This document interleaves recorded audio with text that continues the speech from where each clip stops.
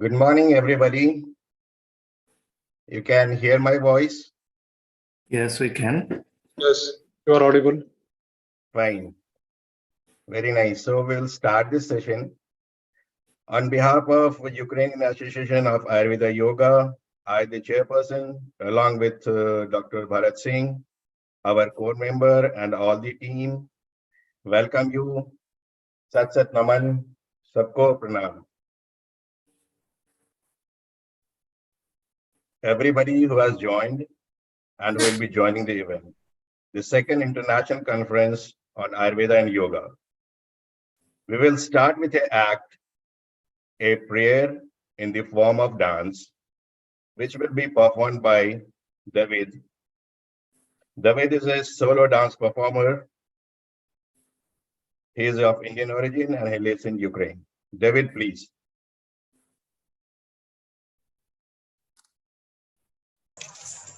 Namaskar.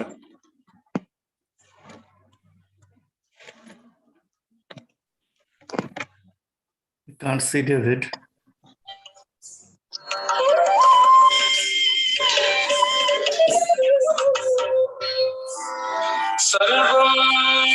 अभी 12:30 अभी 11 कोई टाइम ही नहीं है David, we are not.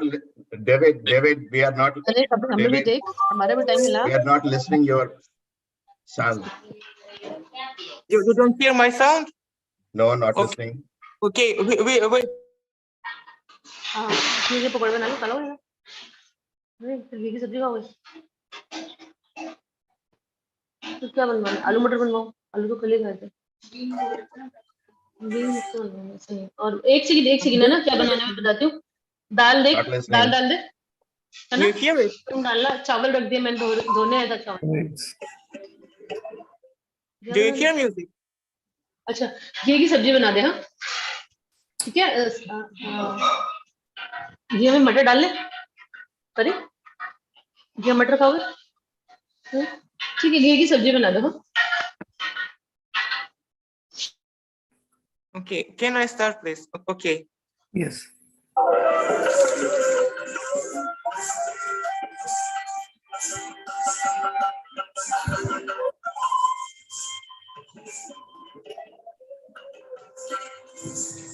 Sarvam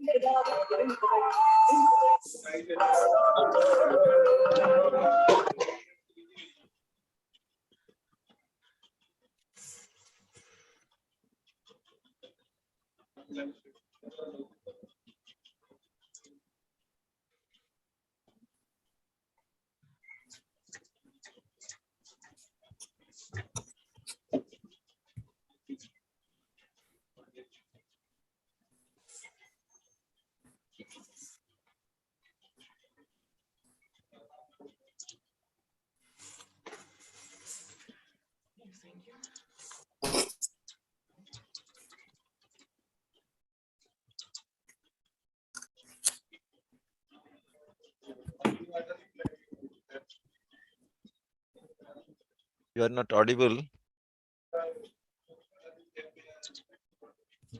So with this prayer has power. Prayer can do miracles. Prayer can bring peace. So with your permission, I would like everybody to join a silent prayer.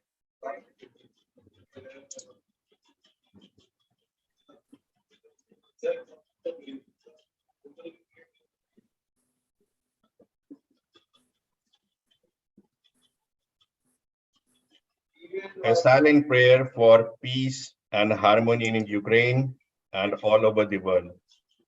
Let's keep a silent prayer. Just start it.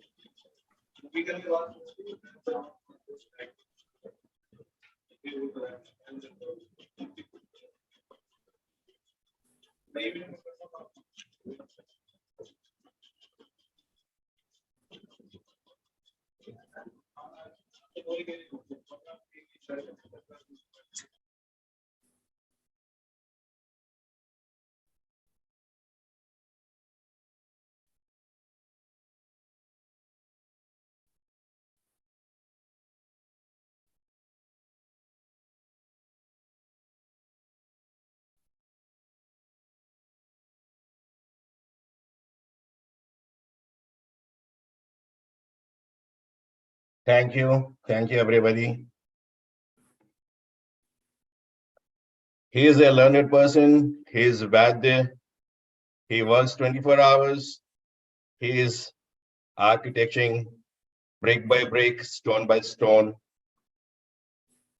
He is implementing the policies.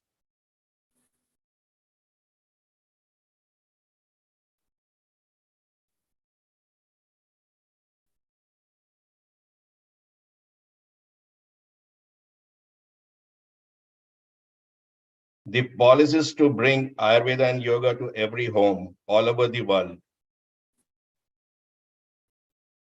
We welcome and invite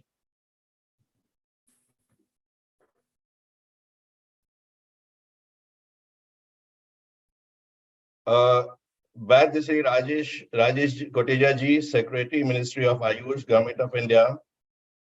He's busy, so we have Special Secretary Sri Pramod Kumar Pathak ji.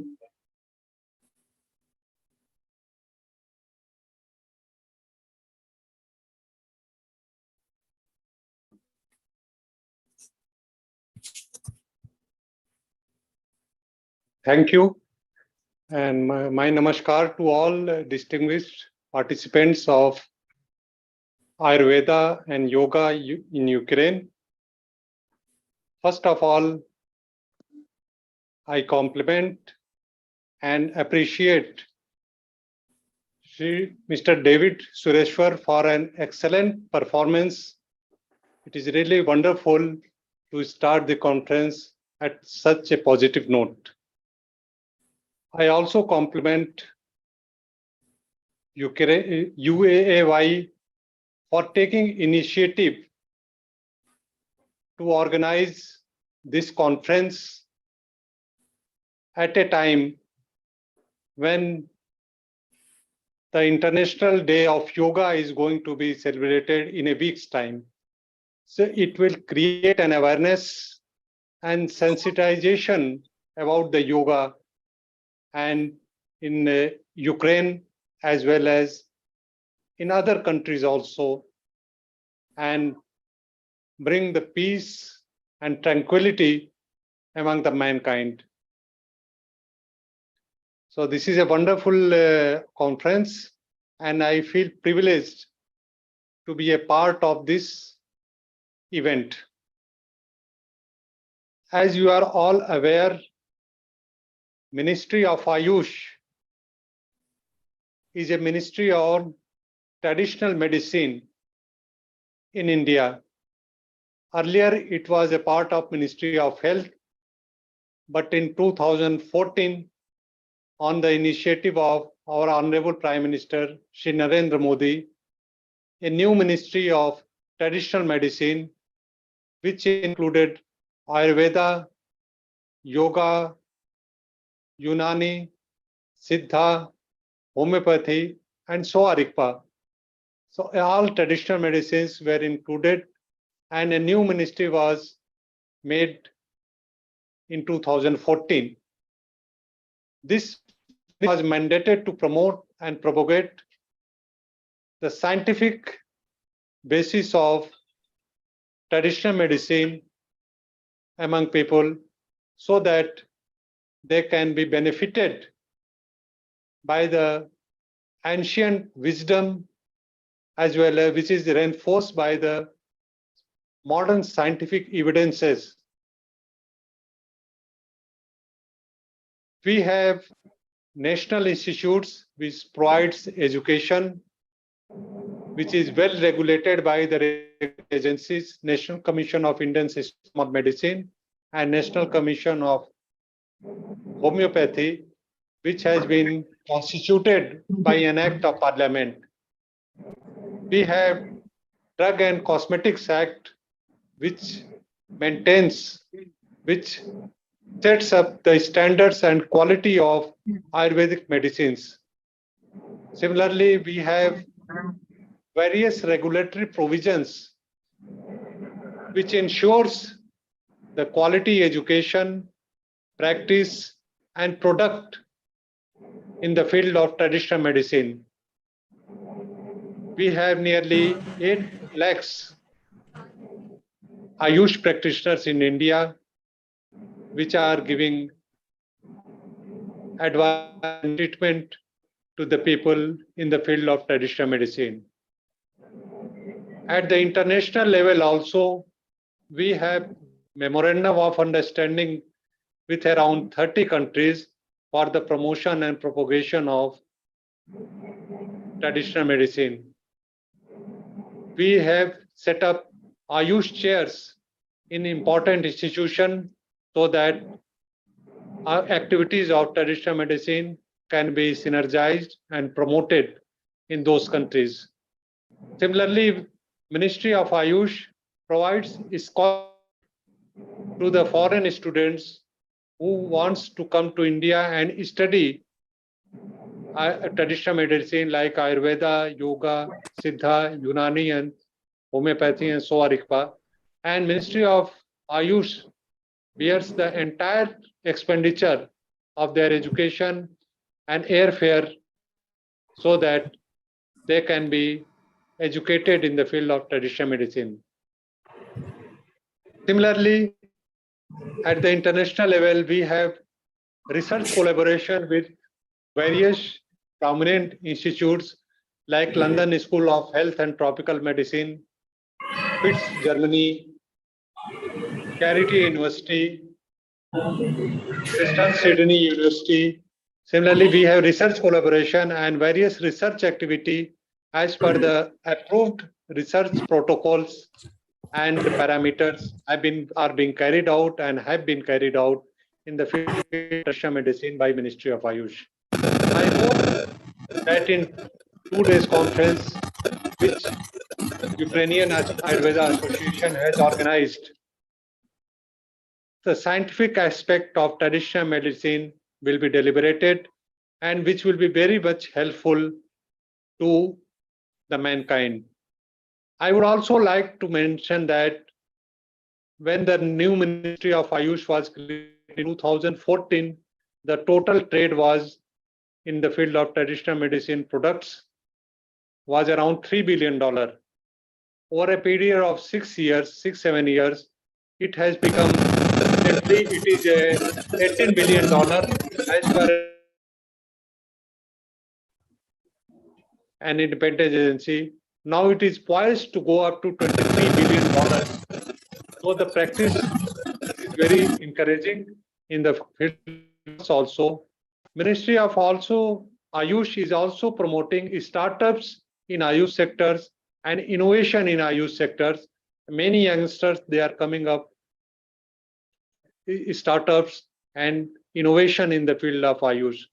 So and we have taken special measures to promote digitalization of Ayush sector.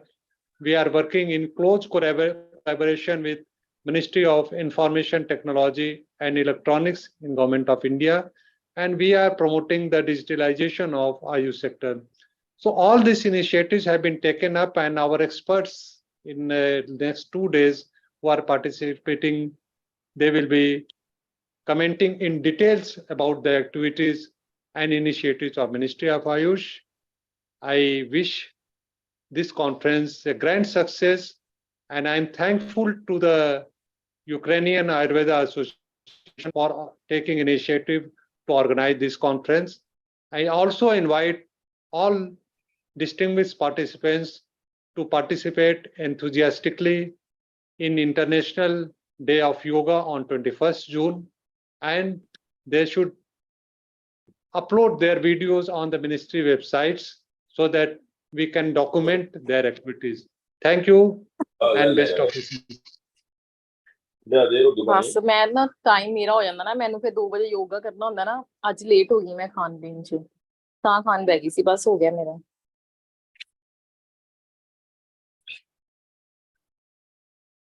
Thank you, sir. Thank you very much. Thank you for the inspiration.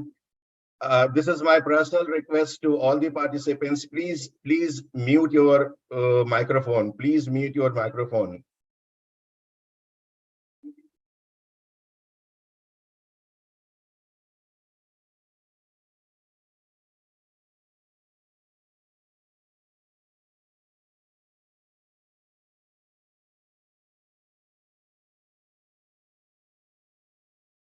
So with this very good words from Pathak ji, we move ahead. Ayurveda says balancing of doshas. Dosha is the fundamental thing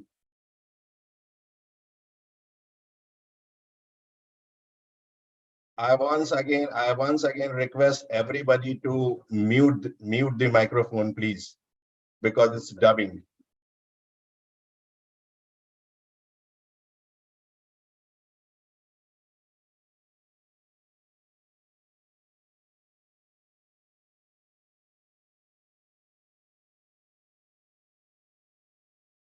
So, as Ayurveda says, balancing of doshas. Doshas is the fundamental thing, and he is the person who is balancing the things. He is talented, he is learned,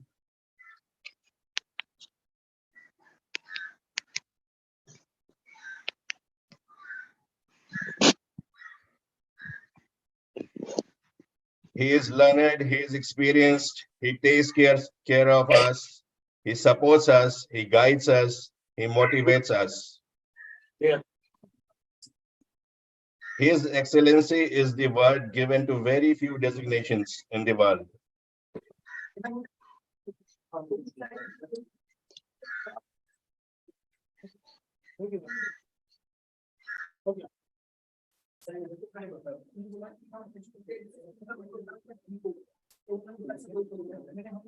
So today, His Excellency, Indian Ambassador to Ukraine, Sri Harsukumar Jain, he is very busy, so he has provided us a video message. Let's see it.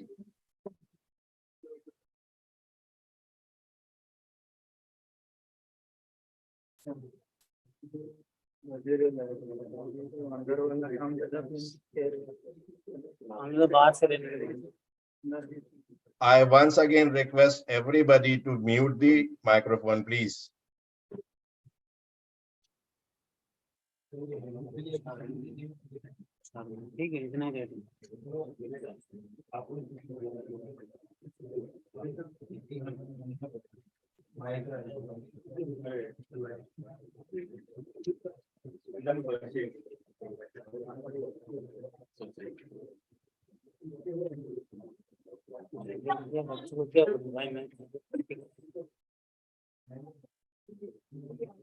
उनको मैं कैसे बोलूंगा कि मेरे पास work हो जाए उनको हमने सी लिख दिया जो स्नेह सेवन कराना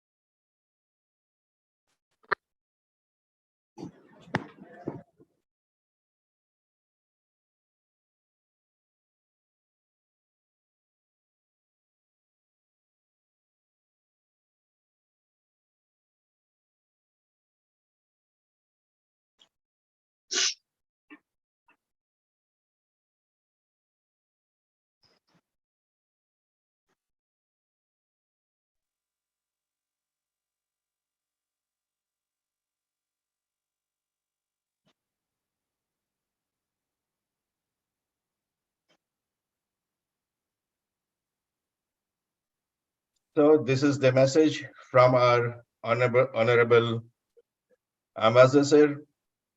Now we proceed with the speakers. We have wonderful people, scholars, pundits.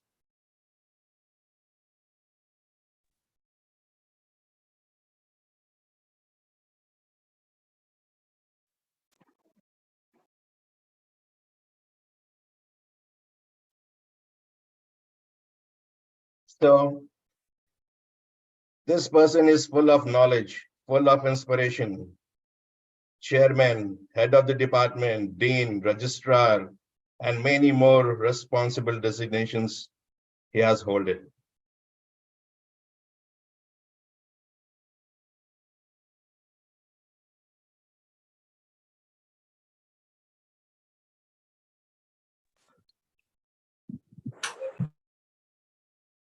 He has three post-graduation degree, member of many prestigious organizations. Most important is he is the teacher who teaches the teachers. He is the teacher who teaches the teachers. He has taught yoga, Ayurveda from school children to diplomats of different countries.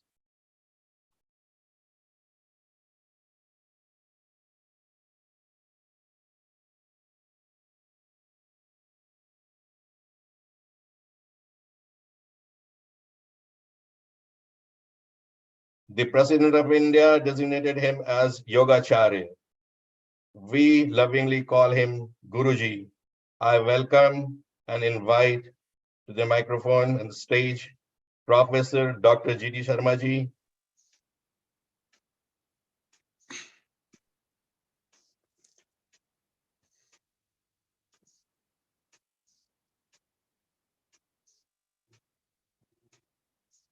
Shall I start now, sir? Sir, your topic is Science of Tribandha, Muscular Locks. Please, sir. Thank you.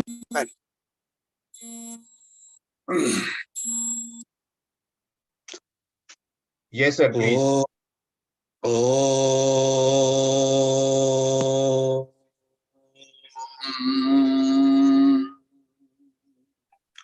Mukam karoti vachalam pangum langhayate girim yat kripatam ham vande paramanandam madhavam.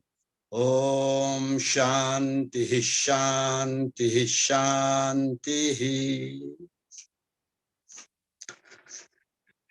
After extending my heartful regards and respects to most esteemed Secretary of the Ministry of Ayush, Government of India,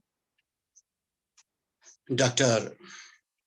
Kutechaji, and the most senior officer who was representing his words, Shri Pramod Kumarji, I also express my heartiest gratitude to the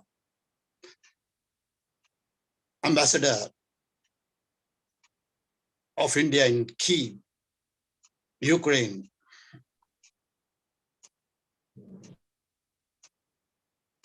who has been very kind enough to collaborate this program with the Ukrainian Association of Ayurveda and Yoga. I also express my gratitude to the president of the association, Dr. Kundan Sedwarji, Dr. Jayantji, who is associating with him, and Dr. Bharat Singhji, who is a life member of this outstanding association. Before I move forward, I would also like to express the reveredness to the association that they are holding, promoting, and preaching the Indian traditional system of yoga and Ayurveda, not only in Ukraine, but in all of the Europe and other countries also. Yoga is a way of life. Ayurveda is a natural medicine, which I call a green medicine, which we extract from the natural resources, which the God has gifted us in the form of nature. This nature has been created by the God with some definite meaning and definite purpose. This all we know. But because of the materialistic, glitter-full life, we forget the basic elements and the basic purpose of our own life and the life which is around us in the form of vegetation, trees, plants, and 5 elements. As I said before, the God has gifted this nature with some definite purpose. And that definite purpose is to fulfill the demands, which are known as necessities, not the desires, and useful to lead our life comfortably, conveniently, and happily. Similarly, this body has also been gifted to us by the highest consciousness, the God, with some definite meaning and definite purpose. Each and every organ, limb has also some definite meaning and definite purpose. I will not go into that detail, but I'll come because the time is very short, only 15 minutes.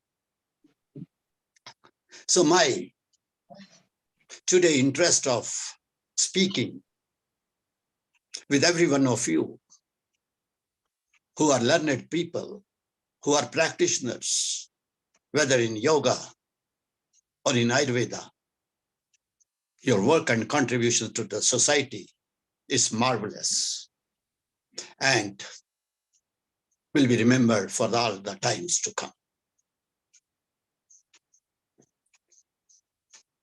With this body, the God has gifted to us 3 beautiful centers of energy through which we receive and release the energy in different forms from the cosmos. And these 3 parts are known as the 3 wide muscles, or also known as the spongy muscles. These 3 spongy muscles hide in it the entire mechanism, biology, the biochemistry of the body. Without their close coordination and functioning in equanimity, nothing will be purposeful.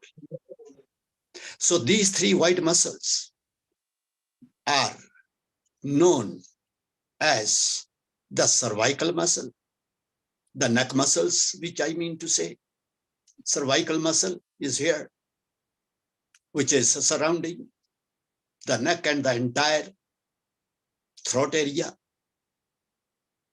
The second one, the bigger and the big spongy muscle, and the body is the abdominal cavity or the abdominal muscles.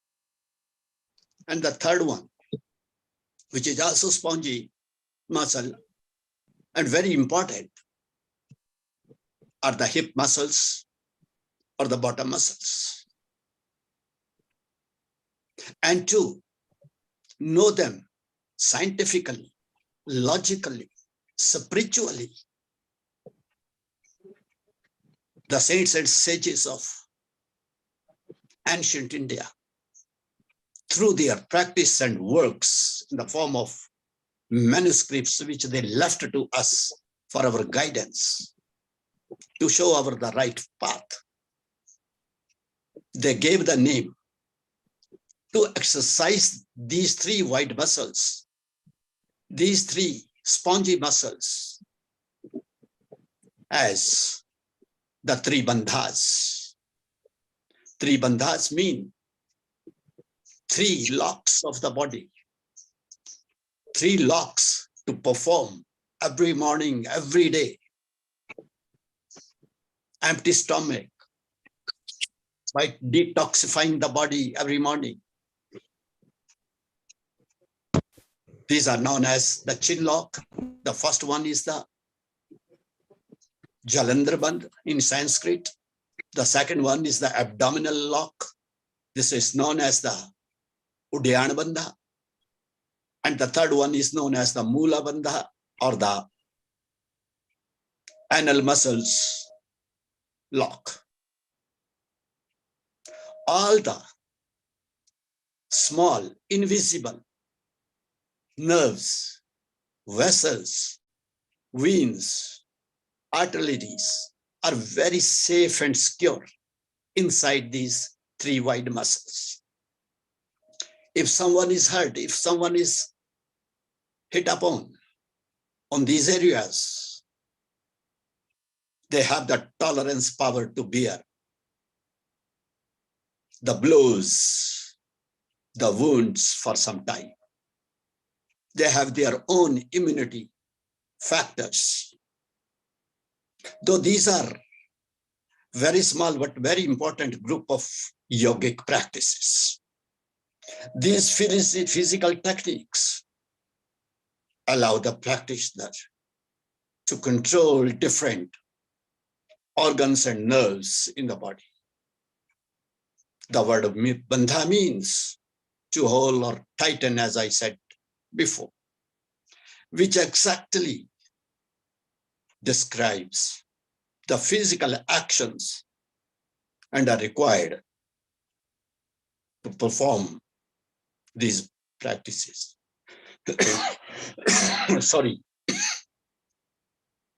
Various parts of the body are gently but powerfully contracted and tightened. This has the effect of massaging the organs tightened. This has the effect of massaging the organs,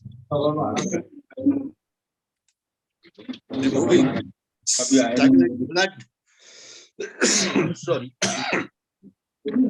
stimulating and regulating the nerves connected with these organs.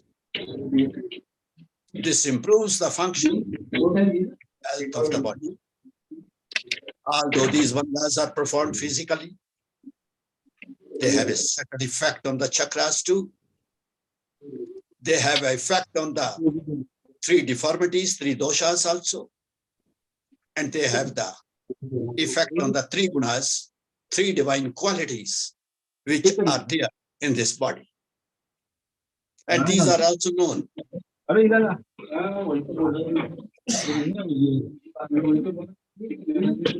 Granthi, Vishnu Granthi, and the Shiva.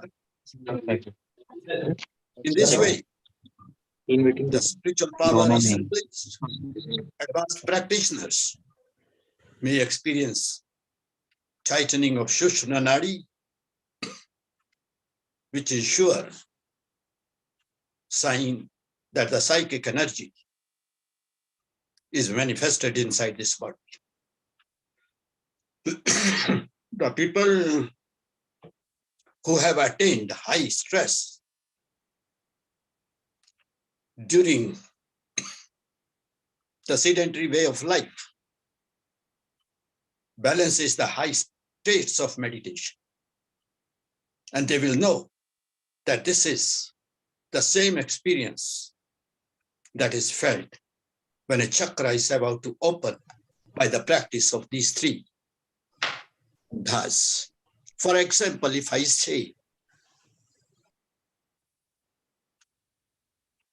the performance of Jalandhara Bandha or the Chinalock like this, all the organs related to, including vessels, veins, arteries, influences the rhythmic functioning of vocal cords, salivary glands, thyroid glands, uvula, etc., etc. The smallest veins, which are responsible to create the sounds of speech,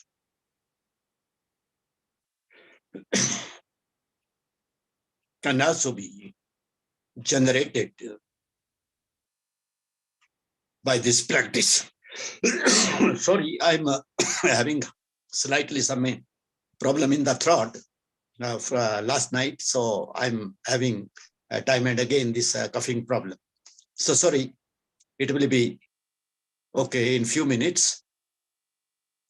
So this Jalandhara Bandha gift us a beautiful power of speech and beautiful power of creating various fluids and chemicals as and when we inhale the breath.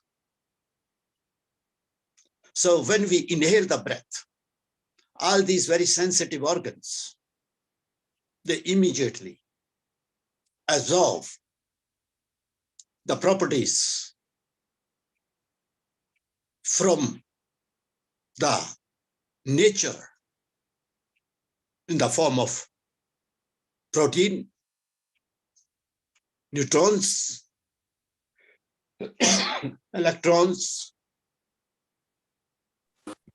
chemicals, minerals, metals, rock salts, and the values of the medicinal plants through the air. And immediately the throat muscles welcome them to rejuvenate the body. Secondly, the Uddiyana Bandha or the abdominal lock is performed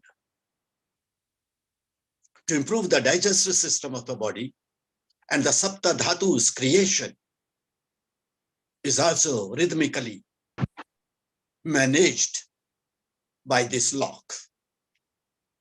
When we exhale and pull back our abdominal muscles towards the spinal cord, and when we compress these abdominal muscles to the backward side, the whole spinal tract is also looked upon and also given track for the physical and mental health, and also a pitch prepared by this lock in the spinal cord to move the serpent power, snake power, or the Kundalini Shakti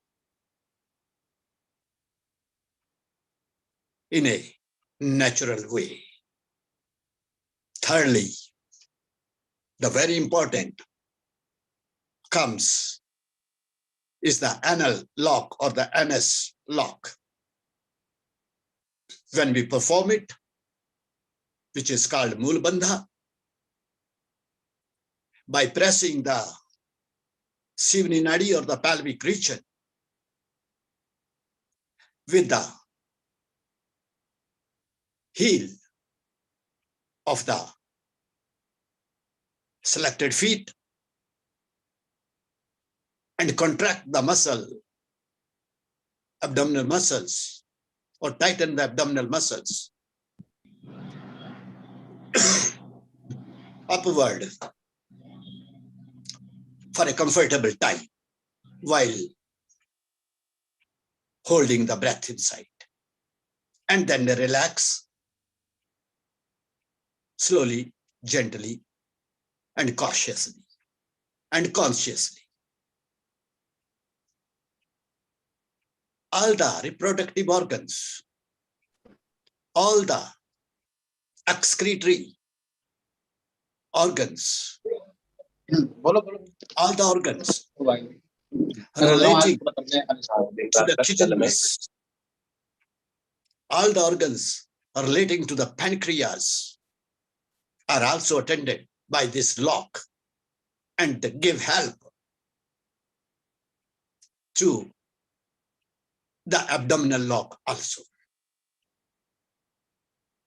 If we will be doing these three locks every day with full dedication, determination, devotion, the health will be in our hands. Health cannot be bought, but health can be made. Health can be achieved by the sattvic way of life or the spiritual way of life. When we perform these three locks, all the three doshas, three deformities are controlled, and the power how to control the tamoguna inertia quality, how to control the rajoguna, which gives us the speed to work, prepares us to our actions and deeds every day. And the third one is satoguna, the pure quality of divinely consciousness and the consciousness of the human values. Though these are very small, as I said before, group of exercises, but they are performed while performing the mudras, the physical gestures, exercises, and these are also performed while practicing pranayama in the form of kumbhakas, retention of the breath, whether in, out, or in between. So my suggestion, my advice, whenever you find time, sit in a comfortable posture. Try to practice them. If Uddiyana Bandha or the abdominal lock is not performed in a sitting position, one can also do them in standing, but in a bending position, keeping the hands on the knee joints. When the joy and happiness is experienced by the practitioner, the dietary habits are also controlled. The sedentary habits are also controlled. And we revert back to our tradition.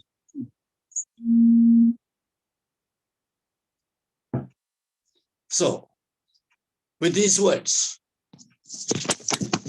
I would like to conclude with the words, if we are conscious, everything around us is for our help, rescue, and progress. If we are not conscious, the life will be miserable, full of pain and sorrows. So in the end, Loka samasta sukhino bhavantu, Loka samasta sukhino bhavantu, Loka samasta sukhino bhavantu. And again, I express my thanks to Dr. Kundanji, his team, and Dr. Bharat Singh ji. Jai Hind, Jai Bharat, Jai Yog. Dhanyavad. Thank you very much. Namaste.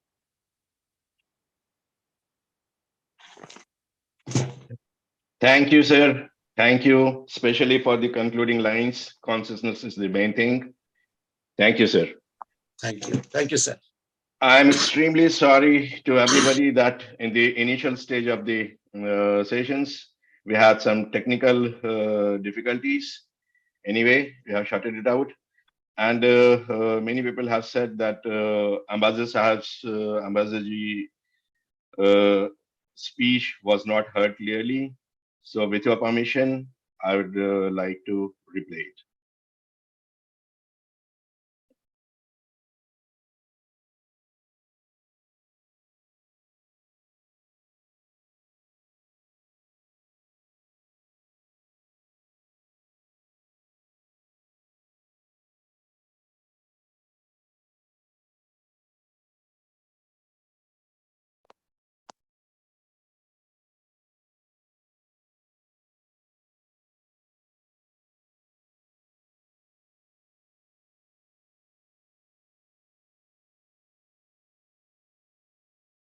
It's not audible again.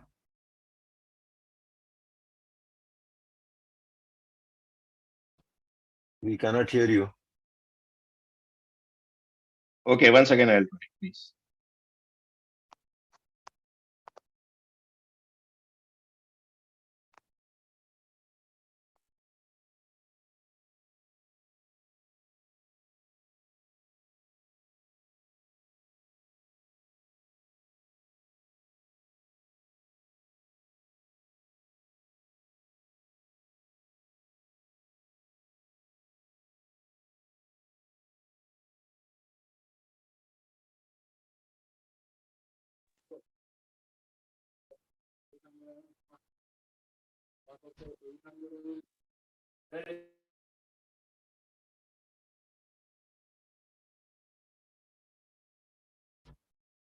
No, it's not audible. Later you can check and reload it.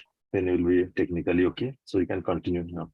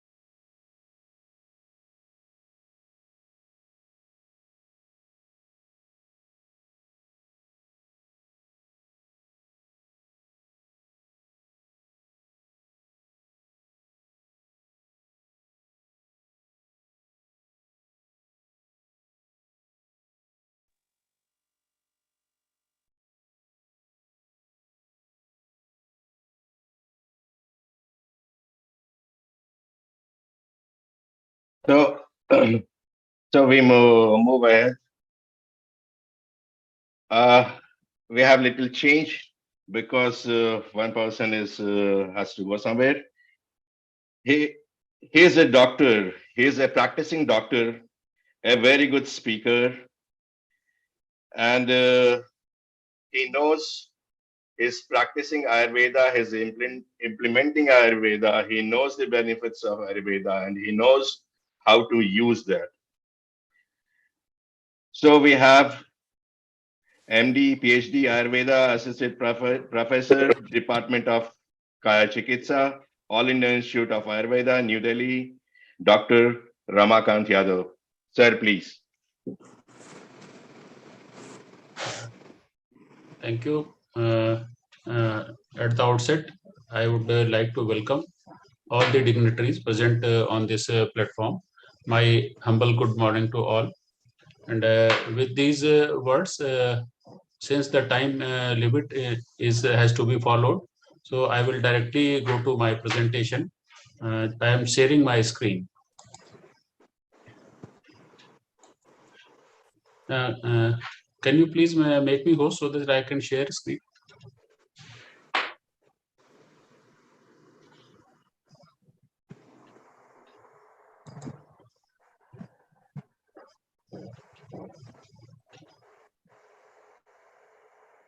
उसी cut कराओ या अगला दो करते थे तुम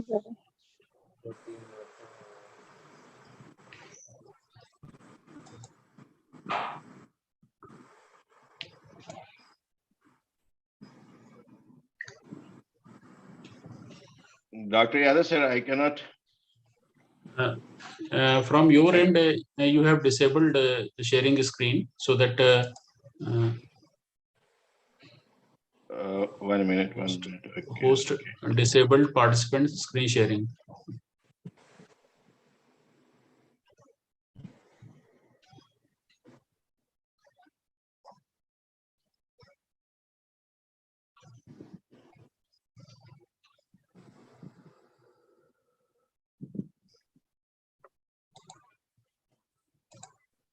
I'm not seeing you, sir. Yes. No. Yes, sir. No.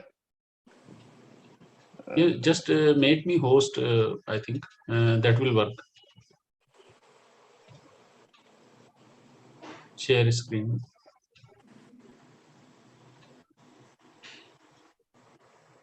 Yes, sir. Please. No, it is still not. Yes, now it's okay. Now it's okay. Yes, is it visible now? Yes, sir. It's visible. Visible, sir. Okay. Please. Okay. Thank you. Please. Thank you. Thank you.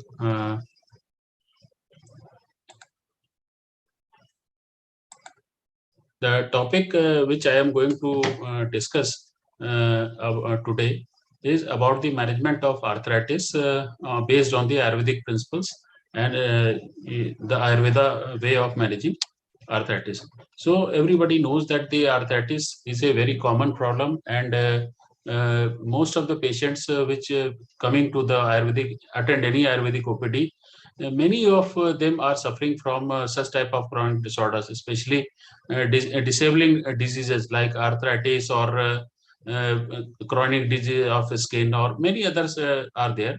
So arthritis is really a big problem nowadays, since the our expectancy of life is increasing day by day. So arthritis like complaints are definitely going to occur to our society, and as a physician we have to treat them all as per the need arises. So coming to the next, what is the basic concept of Ayurveda? Everybody knows that our basic concept include like concept of Tirdosh, concept of Panch Mahabhut, concept of Sapt Dhatu.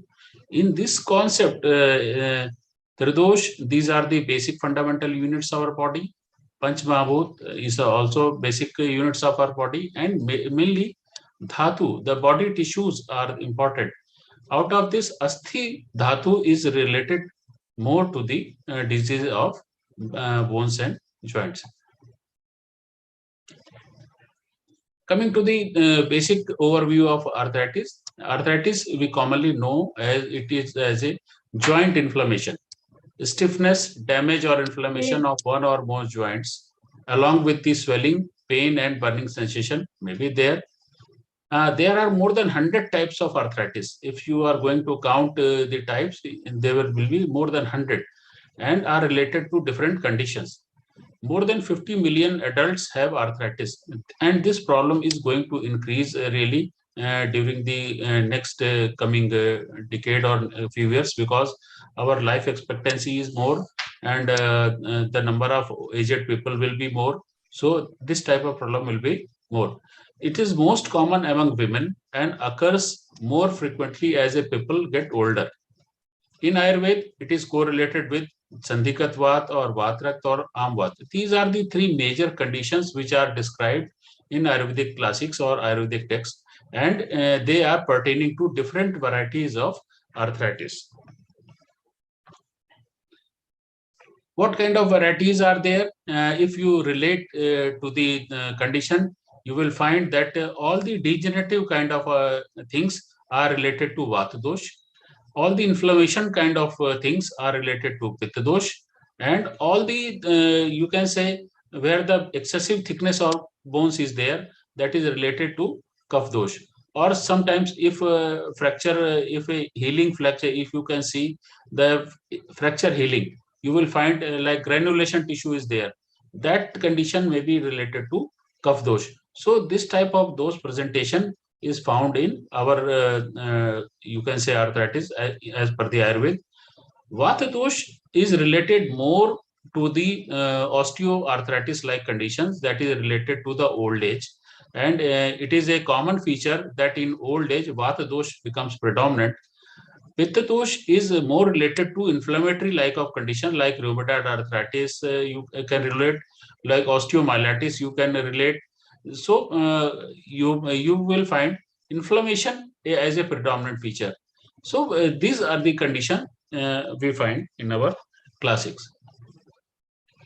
Again, more simplified way, I will classify. You can classify arthritis as acute, chronic, and other musculoskeletal disorders. In acute condition, you will find infectious arthritis, gout, pseudo gout, and reactive arthritis. In chronic conditions, you will find rheumatoid arthritis, that is known by the name of Amvat, and you will find osteoarthritis by name Sandivar, and you will find gouty arthritis. So most of the patients which are coming are mainly of this variety to our hospital. Apart from that, you will find there are symptoms like psoriatic arthritis, reactive arthritis, Charcot's arthritis, and periarticular juvenile arthritis. SLE, this is a condition, systemic lupus erythematosus. It is also a autoimmune condition where joint ailments are found. And osteonecrosis, this is also a major condition. If you will go through the classification, these are the major conditions which you will encounter. What are the causes of arthritis? Definitely, you will learn very quickly that what major causes like metabolic abnormalities, as you will see in the gout conditions, and infection. You will find like tubercular joints, like osteomyelitis, general wear and tear, like old age, in old age, and calcium deficiencies, and in cartilage degeneration. These are the condition you will find. Family hereditary may be there. If in a family rheumatoid arthritis incidence is there, then there are more chances of offsprings getting arthritis, rheumatoid arthritis. Poor nutrition is one of the major components that will cause a loss of calcium and vitamin D, and that will ultimately relate to the arthritis-like condition. And obesity, definitely our all weight bearing joints, if a person is obese, our all weight bearing joints will suffer from some kind of overweight, and ultimately necrosis will occur, or degeneration will occur. And autoimmunity is emerging as major cause nowadays for any disease, not only in case of arthritis, in many conditions of the body. This is emerging as a major component. You will find in autoimmunity, you will find many conditions like arthritis, especially the presentation you can relate with rheumatoid arthritis or ankylosing spondylitis. Such type of conditions you can relate with them. Coming to the general signs and symptoms, how we diagnose the conditions of arthritis, like pain. Definitely, there is pain in Ayurvedic classics. Pain is described as especially excruciating pain, like vrashchik danshvat vedna. This is a classical term. This means like scorpion sting. The pain is like scorpion sting. Next one is Aku Vishvat Vedna, that is long-standing pain. This you can relate with what Ayurvedic classic said, rat bite like pain. If rat bite is there, the pain will be there. And constant dull ache in affected joints. This is also a condition found in various arthritis-like condition. In general conditions, general symptoms, fever may be encountered, swelling and tenderness of joints may be encountered. I would like to request everyone to please mute yourself so that no disturbance can be observed. का कारण बता दिया था, तो एक दो minute का है इनका, बस मैं मैसेज डालता हूं. Dr. Bharat Singh, please mute yourself. Dr. Bharat Singh, please mute yourself.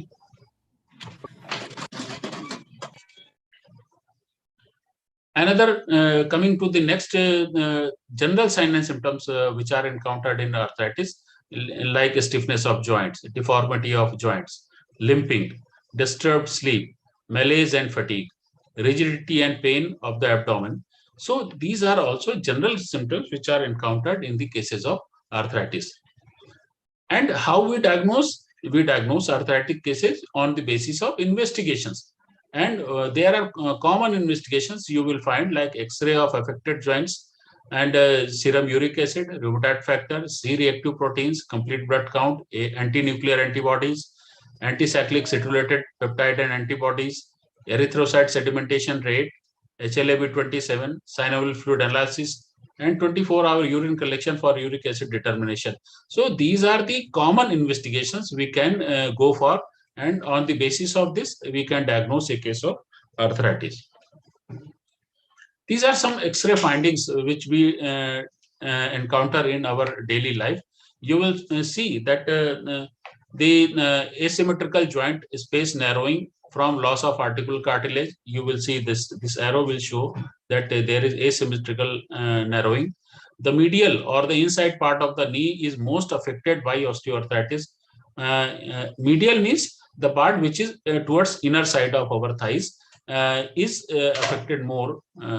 And sclerosis periarticular. You know that every bone has a covering on itself that is known as periosteum, and that is sclerosed or that is damaged, that is condition. Osteophytes are spicules-like condition, fine spicules-like conditions which exist during the degeneration. This is known as osteophytes. You will find like spicules-like condition. So these are subchondral bone cyst. These are the conditions that may exist. Ultimately, what is finally the treatment goal is, that is to provide pain relief, to reduce inflammation, to preserve the functional capacity of the joints, resolution of idiopathogenesis process, facilitation of healing, and all these are achieved by Ahar, Vihar, and Aushadhi. These three are the basic components of any Ayurvedic treatment. Ahar, Vihar, and Aushadhi. You will find that Ahar is Sattvic Ahar, as we know. Vihar, we should take proper Vihar, and ultimately, if that will not work, then you will switch over to Aushadhi, that is medicaments.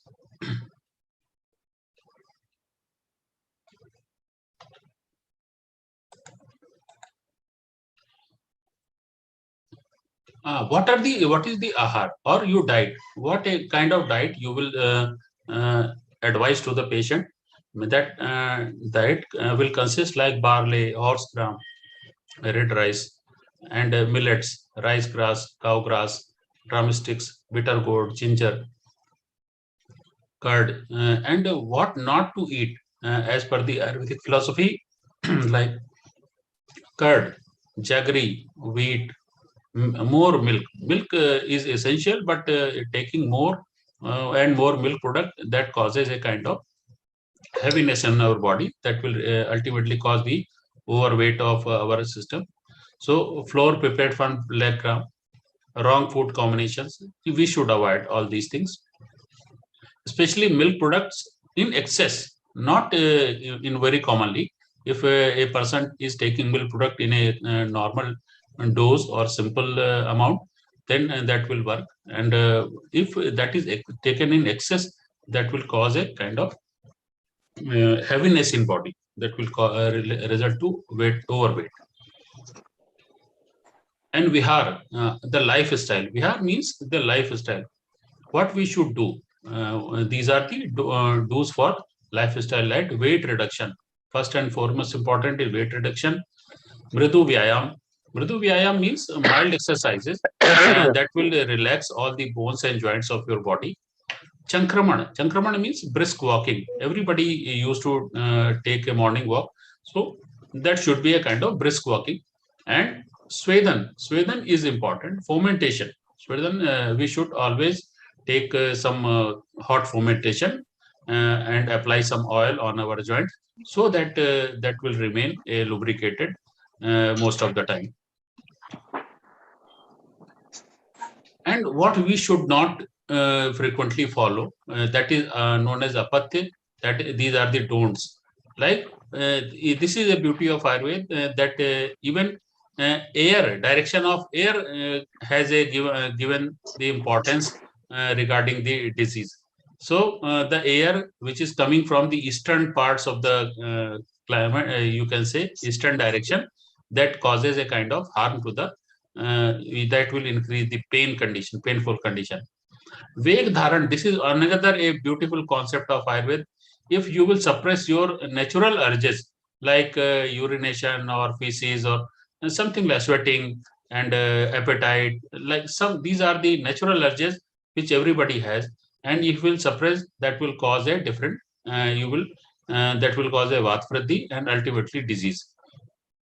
And excessive walking means excessive exercise is also contraindicated in Ayurveda. There is a limit. How much limit is there? That is known as balarth. Means you should exercise up to your half the strength. So that is the limit given by the Ayurvedic literature. If you feel perspiration on your forehead and you require to breathe by mouth, then that is a condition you should stop exercising. And Shodhan is very important. We always practice like Vaman, Virechan and Basti. These are the Shodhan process we apply before every treatment. So this is important. External therapies, these are also very important for the arthritis-like condition like Ruksha Swet, means dry fermentation, Paluka Swet, Potali Swet, Ruksha Sneh, that is Kutam Chukadi Tel and Sandavadi Tel, Lep, that is Shatpushpadi Lake and the Sham Lake. These are the name of medicines which are described in our classical literature. So when a physician tries to, ultimately the goal is treatment of the patient. We should apply these things to the patients depending on the condition of the disease and the patient. Again, these are the procedures which are also very important during the treatment, like Agni Karma is, Avgahan is there, Upanaha is there. Upanaha means applying some lap on the, you can say, surface of the skin. So Upanaha may be of many types. So you will find different types of Upanaha. Janu Basti is there, my oil fermentation on the knee joint. Kriva Basti is there, oil fermentation of the cervical spine. And Kati Basti, oil fermentation of the spine, especially pertaining to back. So these are all procedures we used to apply for the management of different type of arthritis. And these are the medicaments, the common medicines we use, and most of the medicines which are being used for the treatment of arthritis these are the ingredients, major ingredients in every condition, like ginger is there, curcumal is there, Crinum latifolium, that is Sudarshan, Ricinus communis, that is Aaron, Boswellia serrata, Vitex nugundo, and Rasna, that is Pluchia lanceolata, and Ashwagandha, Videna somnifera. These are the common medicines which are used in many herbal formulations for the management of arthritis. And definitely, earlier lecture, Guruji was defining the different yogasanas and different benefits of yogasanas. For the arthritis-like condition, you can also use asanas, but with the advice of proper physician or proper yogacharya, so that you should not overstretch your body or something like that. There are many asanas like child pose or sarvangasana and forward bending. These are all important and these are all beneficial, but depending on the condition. Veerbhadrasana and Setubandhasana. These are all typical poses, and everybody who is trying to practice themselves, they should take a proper advice from the major some yogacharya, and that he will guide for such type of procedures. And these are the certain evidence. Now the need of the hour is generating evidence for the Ayurveda. So what we are doing at our institute is based on the totally evidence based. And now we are having more than 5 or 6 MDs, Doctor of Medicines, which have completed their work on the arthritis. There are many conditions like osteoarthritis we have worked. We have worked on the rheumatoid arthritis and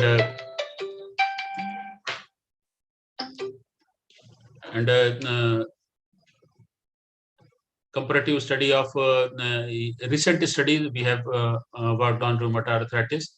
So these are the situation we are working, and this is the effect of study. in different conditions, you will find that the conditions like joint pain and conditions like stiffness and WOMAC index, these are the objective parameters. The patient got relief on such condition. This is also a public health investigator project. It's a very big project. It is having more than 1,500 cases, and we have applied. And this is the mandate of given to us by Ayush Ministry, and we have completed this project more than 1,500 cases, and we have got many good responses for that. Analysis is going on. Result will be discussed later. Definitely, this is the methodology. I have just told that more than 1,500 cases we have done. So this is how we obtain the patient. We usually apply the medical camps, arrange medical camps for the manager, for the patients, and take clinical material from there, and seeing the responses of the treatment. And coming to the end, I will say that scientific and comparative descriptions of joint diseases are well described in classical Ayurvedic texts. And this it is concluded that Vat Prakop, Ahar, Vihar, and Jaravastha. Vat Prakop Ahar means you can say dry type of lifestyle and diet, and Jaravastha means old age. These are the main culprits regarding the joint disorders, especially Sandivar. And immunity-related disorders are major concern. This is a really major field which have to work. Pollution and lifestyle are one of the major components which are responsible for arthritis. And hope lies with ultimately Ayurveda, and it provides a better quality of life.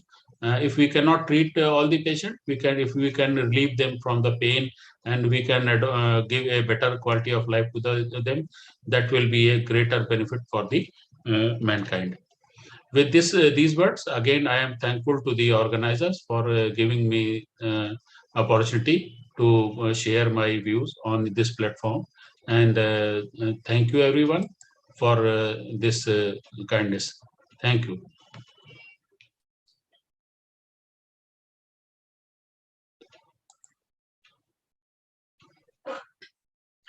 Thank you, Kundanji. Thank you very much, Dr. Yadav. It's wonderful to see that practical approaches and the clinical trials are being made. It's necessary, it's required, it's the need of time. Next is, he is a learned man. He loves science. He loves yoga. This man is working hard to show and prove the scientific base of yoga, its impact. He is doing the research work, is Doctor of Science, lots of research work.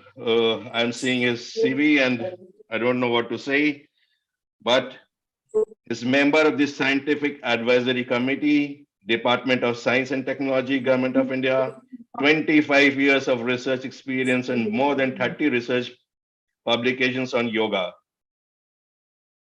Wonderful work he's doing. He is Pro Vice Chancellor and Research Director of S. Vyas University, Research Director of Vivekananda Yoga University, Los Angeles, Editor of International Journal of Yoga, and many more.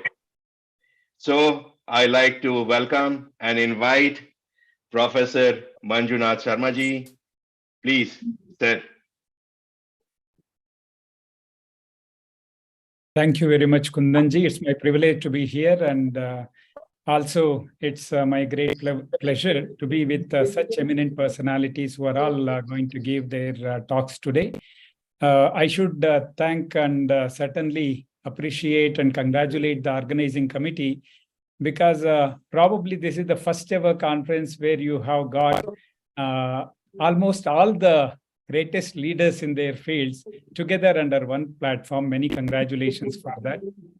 And it's privilege to have Pathak ji, the Special Secretary of Ayush, the Ambassador of India to Ukraine, as well as special thanks to Dr. Bharat Singh and Kundanji.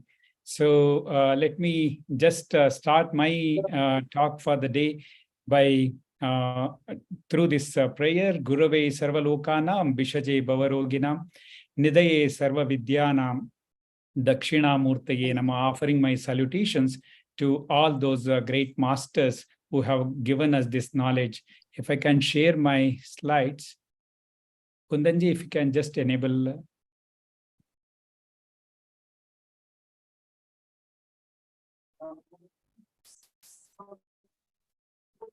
The topic given to me is to talk about neural plasticity, particularly concerning with meditation. It's always interesting to look at how meditation can influence various physiological processes, and then we can think of its applications in various conditions. But before that, it's most important to understand the underlying mechanisms and go to the roots of the benefits or effects of meditation.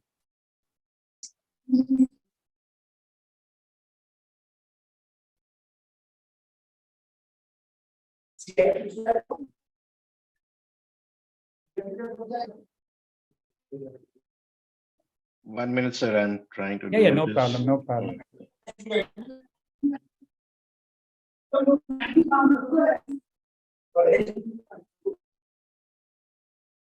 Kundaji, you tell me whenever it is ready. Meanwhile, I continue just to save Yes, time. sir. Yes, sir. Yes, sir. Please. Okay, because there are so many speakers, I can understand.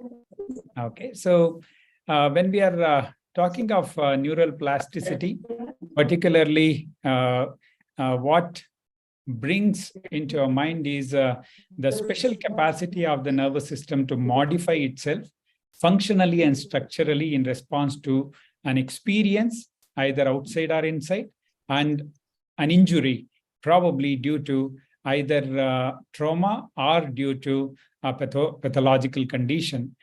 It is very well said that over 90% of brain growth happens before 5 years of age. So we think that probably beyond certain age, nothing happens to our brain and we cannot modify it further. But that 10% of growth and maturity of a nervous system beyond 5 years provides huge variable experience. But let me make it very clear, the plasticity, the changeability continues till the last breath. So which is the speciality of nervous system, which we need to make the best use of it. We also know that there are several factors which influence neural plasticity. It can be either those connected with the environment, those connected with social context, others connected with our health, particularly coming from lifestyle. Primarily, the components like exercise, physical activity, our habits, including diet and sleep, can play a major role. And we also look at various neurocognitive processes driven by these factors, which can also get affected. And finally, what is most important is the ability to change of the brain itself. And that's what brings in the component of neuroplasticity. Kundanji, are we there? Yes, sir. Yes, sir. I'm here. No, have you enabled me? Not yet. You will see me as Manjunath